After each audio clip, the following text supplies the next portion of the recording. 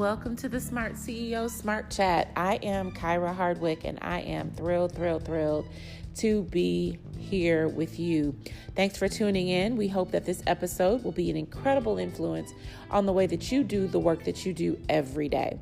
So whether you're a smart CEO, working from home, working from the office, simply navigating your life and family, whatever it is, today's the day you made a great decision to tune into our podcast and get this smart talk. So let's dig in.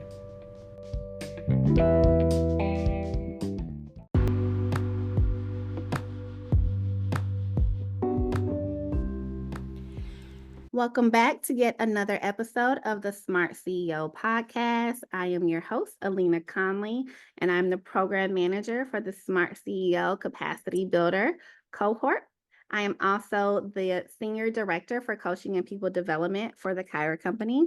And today I have the pleasure of being joined with Ashley Morgan. She is the CEO of Salubrious Salon in Chicago, Illinois. Welcome to the show, Ashley.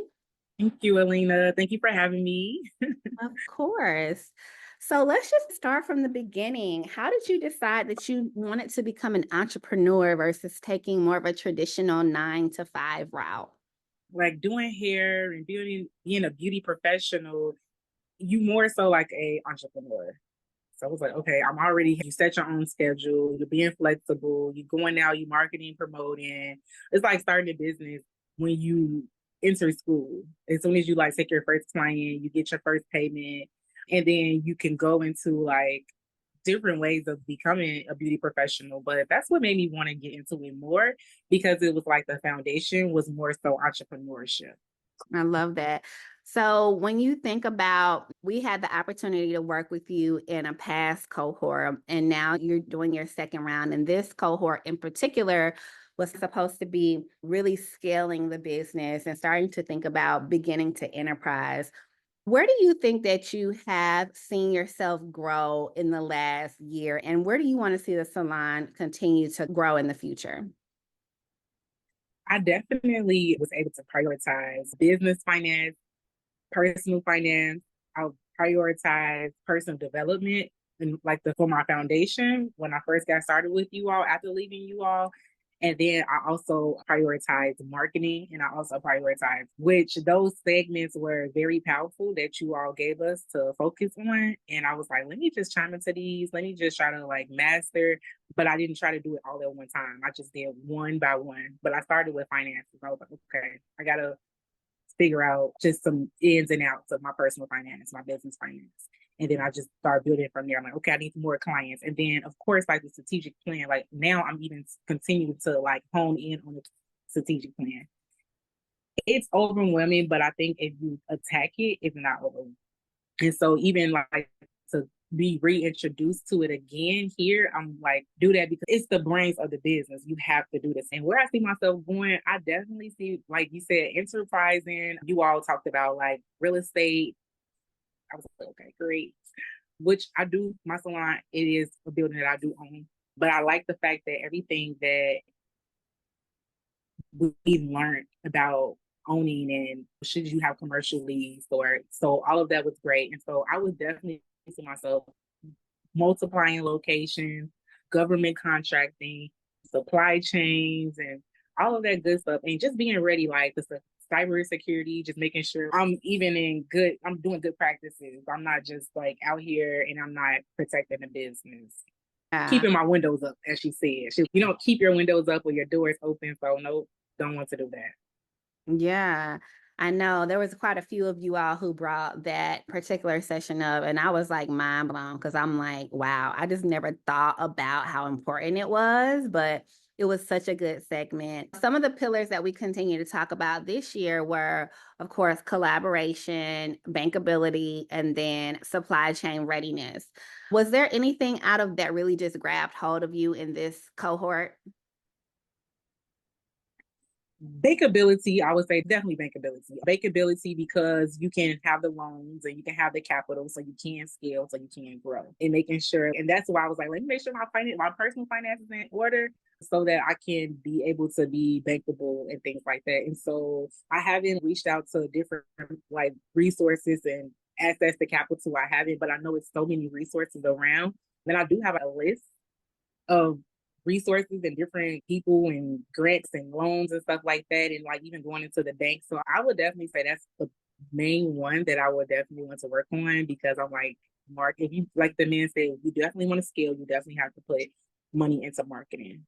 I know at One of one our one of the things that you had mentioned to me at one point was that you were beginning to offer, or were considering, I don't know if you did, but you were beginning to think about offering additional services in the salon. So did you add on services, or is that something that you're still thinking about for the model?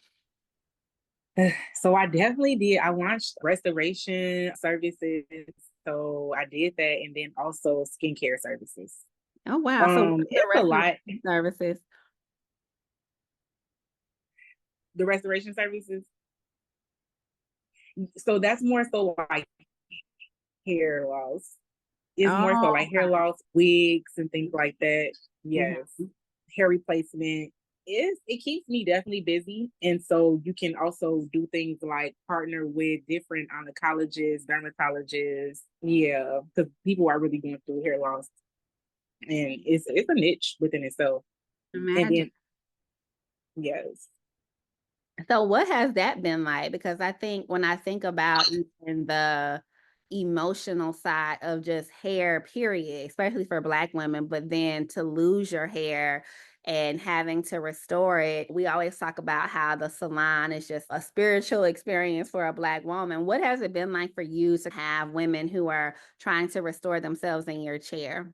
It's been definitely mind blowing, because I didn't expect for so many people to be going through that problem. But once I did a launch of the services, it was so many people reaching out trying to inquire, and they come in and they want that service. But what I really do try to reason with them is, okay, I understand that emotional side, because I let them know like my story and why I even got into doing restoration was because like my hair fell out, and I tell them that, and then like, even though in the landing page and stuff like that, so they can understand. I understand you. I'm here for you. Even though it happened to me when I was younger, I still remember that. You know what I mean? To the point, like it's an emotional thing, and so for them to come in and be going through that, I definitely reason with them. I sympathize with them. Yeah, and I just understand. I understand it, and so but I try not to like even talk about too much of my experience. I just try to listen to them, be there for them, because when they first meet me, they meet me on that video talking about my own experience, and so they know that I went through a traumatic experience like that as well. And there's more so like permanent or because of medication, things like that. So did you have to develop And your some own? people here, Oh, go ahead.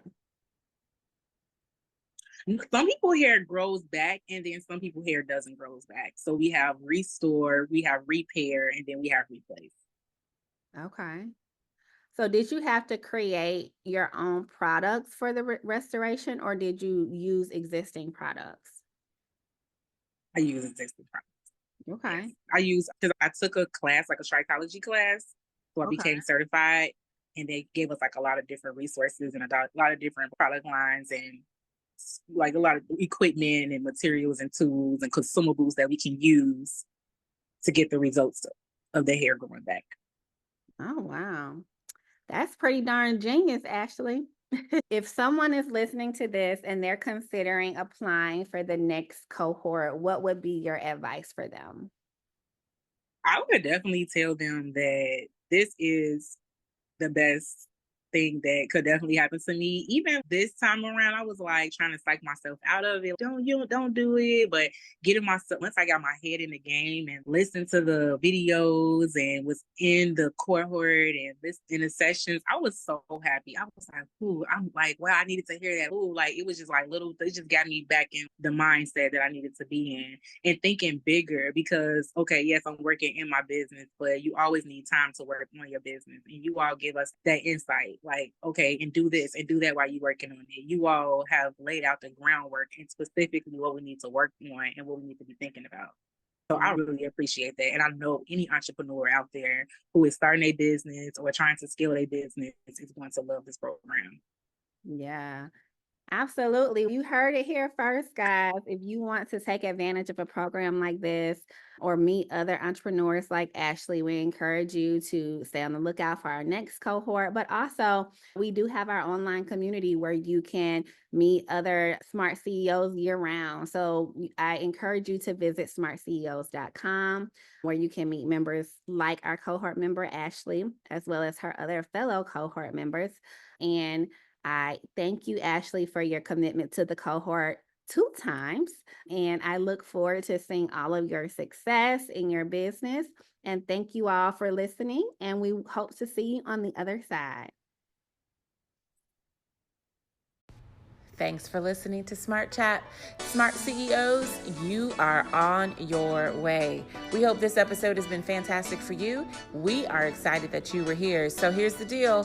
Follow us on all of our social media, look up the Kyra Company, and join us on all of our private platforms. We invite you to join our private Facebook group at the Smart CEOs.